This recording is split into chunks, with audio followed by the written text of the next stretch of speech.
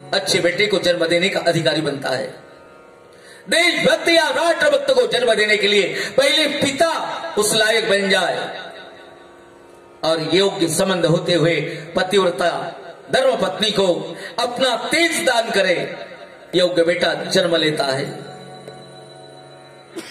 आज वैवाहिक रिश्ते को भोग के लिए इस्तेमाल किया जा रहा है और इसी एक कारणवश योग्य संतति हमारे समाज और देश को नहीं मिल रही। हर एक गृहस्थी की जिम्मेदारी है शादीशुदा युवक युवतियों की योग्य संतान इस राष्ट्र और समाज को देने की, और उसके लायक को स्वयं पहले बन जाए, योग्य गुरु से मार्गदर्शन ले ले ताकि योग्य बेटा उसको जन्म देने में वो सहायक बन जाए।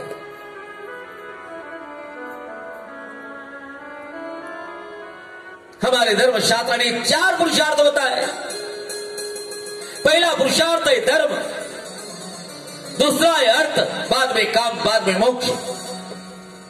धर्म के दायरे में काम को भोगना है। आज का आदमी या महिला अधिक विषादसक्त होने के कारण संयम उनके जीवन में रहा नहीं, न जाने कितने बीमारियों का सामना करने के लिए सारे लोग मजबूर हो गए। एक ही कारण काम सुख की अधिक आशा। नाराज ना हो तो एक बात बताऊं, ग्रामीण लोगों के बीच में शायद ये नहीं होगा, लेकिन जितने पढ़े लिखे ज्यादा है उनमें ये आसक्तियां ज्यादा देखी जाती है। माफ करना, नाराज नहीं होना। जीवन में संयम बहुत जरूरी है। चाहे हमारी माताएं है, चाहे हमारा कोई भी भाई हो, संयम से जिंदगी जिए तो काम सिर्फ प्रजा को जन्म देने के लिए, जानवर की तरह काम के साथ पागल नहीं बनना। महाराज दीति ने ऐसा व्रत किया, पति ने बताया हुआ, परिणाम स्वरूप गर्भवती रही।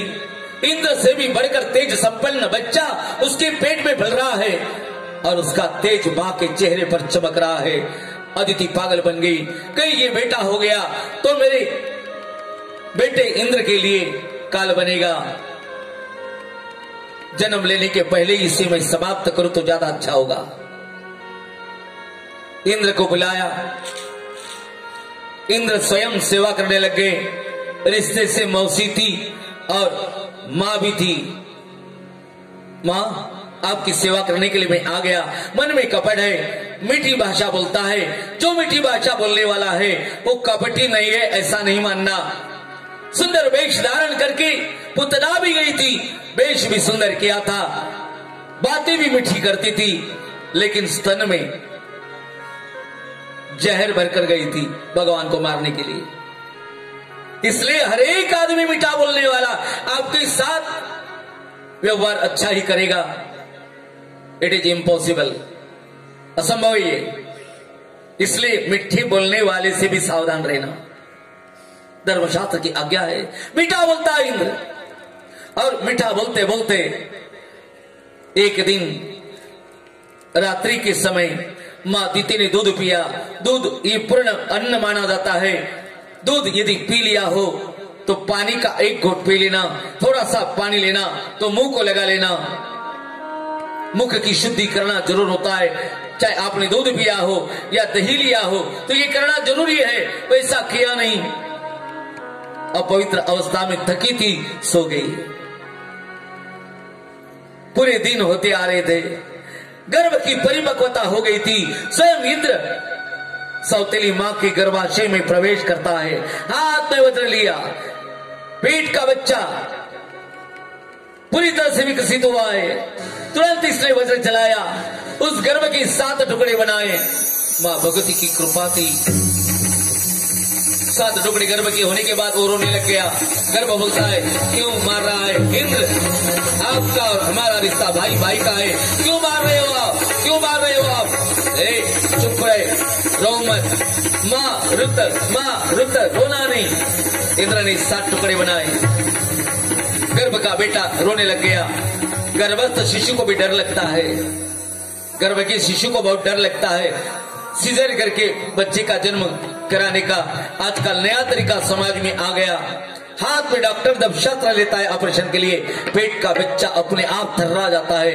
इसलिए कृत्रिम तरह से डिलीवरी करते हुए बच्चा जो जन्म लेता है वो 1 साल तक डरावना ऐसा व्यवहार करता है, डर जाता है पेट के भीतर ही। न जाने मेरे माँ बाप मुझे गर्भ में ही काटने का प्रयास तो नहीं कर रहे। होता भी है अबॉर्शन के नाम पर। आज बच्चियों को काटने का एक षड्यंत्र समाज के भीतर चल रहा है। अरे पागलो, बच्ची को जन्म लेने दो। आपकी माँ आपके दादी माँ के गर्भ में थी, हो सकता था आपके ग्रैंडफादर ने, दादा ने गर्भ में ही उसे यदि नष्ट कर दिया होता तो आपको ना दादी माँ मिलती, ना दादी माँ के बाद में आपकी माँ मिलती, ना आपकी माँ आपको मिलती तो आपको दुनिया देखने के लिए नहीं मिलती। इसलिए बेटियों का गर्भाशय में नष्ट मत करो, जन्म लेने दो। आपके बाप का वो लड़की कुछ नहीं खाती, स्वयं का भाग्य लेकर इस धरा पर आती है, स्वयं के भाग्य से वो जिंदगी जीती है, कोई किसी का खाता नहीं। उन बच्चों के भाग्य से पिता और माता को आमदनी साल की आती है, बच्चों के भाग्य से आती है। 7 टुकड़े गर्भ के बनाए, इंद्र इतने ऊपर रुका नहीं, एक एक टुकड़े के 7 टुकड़े बनाए, उन 50 टुकड़े हो गए, इंद्र के शरणागत हो गए गर्भ में ही। और उन 50 मरुदगणों की उत्पत्ति इंद्र ने वहीं पर करवाई। सारी हवा की तरह मां के पेट से निकल गए, पेट खाली हो गया, इंद्र भी बाहर आ गया, भागने लग गया। मां दीति बोलती है, ए पगले, तूने मेरे गर्भ को नष्ट किया, मेरा पेट खाली हो गया, मेरे गर्भ का शिशु कहां चला गया। तुरंत हाथ में जल लेकर खड़ी हो गई। ए इंद्र, तू क्या समझता है, मेरे बेटे को तूने पेट में ही नष्ट करके भागने का प्रयास कर रहा है। चाहे यहां से जल मार दूं तो तुझे मैं पत्थर बना दूंगी, लेकिन एक कार्य करने का तेरा मन नहीं था, तेरी मां ने तुझे प्रोत्साहित किया, इसलिए उसे मैं शाप देती हूं, वो 7 बच्ची की मृतवत्सा मां बने। इसलिए जो मां का गर्भ अबॉर्शन होकर बाहर आ जाता हो, मान लेना पिछले जन्म में उसने साउथ के बच्चों को जरूर मारा होगा।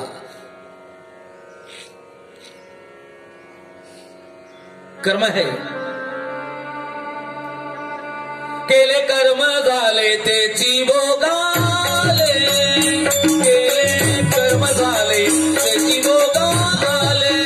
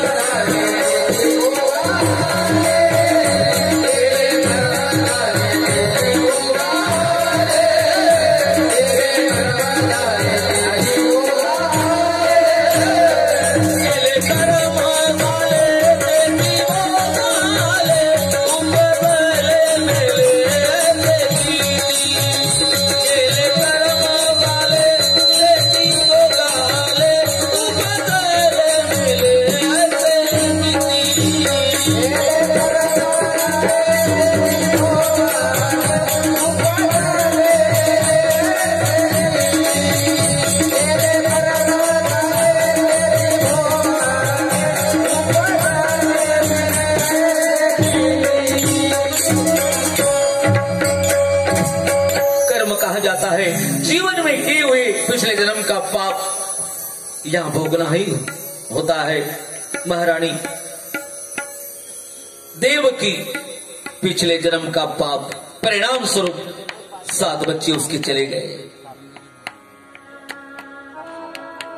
महामुनि वेदव्यास जी महाराज मां भगवती की कृपा का अनुसंधान कराते हुए राजा जनमेजय को कथा सुनाते हैं। राजन सुनो,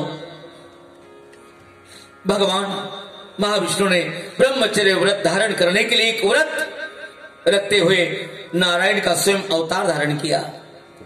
एक अंश से नर भी बन गए। नर और नारायण इनकी तपस्या इतनी विशाल हो गई, स्वयं इंद्र डरने लग गया। करोड़ों करोड़ों साल तक इंद्र अपने राज सिंहासन पर बैठता है, लेकिन उठने का मन नहीं होता। अनेकों अनेक अप्सरा गंधर्वों को भेजा, फिर भी इनकी तपस्या भंग नहीं हो पाई। प्रति शची उर्वशी नाम की अप्सरा महामुनि नारायण ने बनाई। गंगा के ऊपर हाथ मारते हुए 16,100 अप्सरा इंद्र ने भेजी थी। उनसे कई गुना सुंदर अप्सराओं का निर्माण किया, इंद्र को प्रेजेंट में भेजा। सुंदर एक कथा बताई। इस कथा का विस्तार इससे पहले हमने महत्व प्रसंग में करने के कारण इसका जिक्र नहीं करेंगे। नारायण से नर की बातचीत। नर बोलते हैं, भगवान नारायण ब्रह्मचर्य व्रत का आपने आचरण किया, ये बात तो सच है, लेकिन आपने अहंकार क्यों किया? ये तो आपका अहंकार हो गया। गंगा के ऊपर हाथ मारा और 16,100 अप्सराएं अपने